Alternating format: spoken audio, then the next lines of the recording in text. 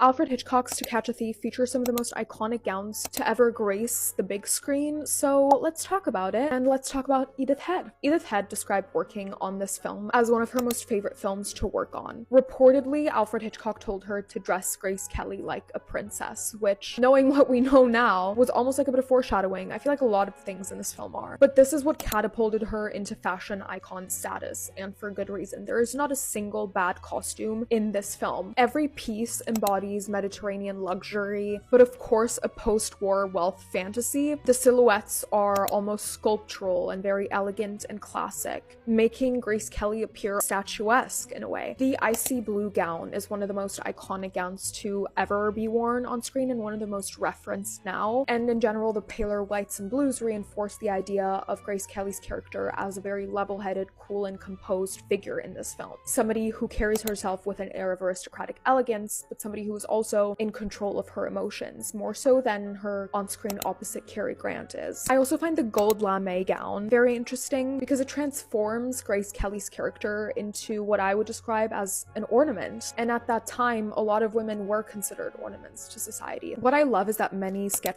original sketches of Edith Head's have survived, and you really get a glimpse into what the process was like for her working on this film, and it's fascinating. Obviously a lot of these looks were influenced by popular silhouettes at the time, French couture, New Dior couture, and I tried to find out where some of the jewelry was from, discovering that it's mostly costume jewelry that was rented for like under $100, but it still looks beautiful and apparently was inspired by a lot of Van Cleef and Cartier pieces. I loved watching this for the costumes alone. It's such a feast for the eyes, major eye candy. Let me know what you guys think. Let me know if there are any other films you want me to talk about costume design wise, and I'll see you guys very soon.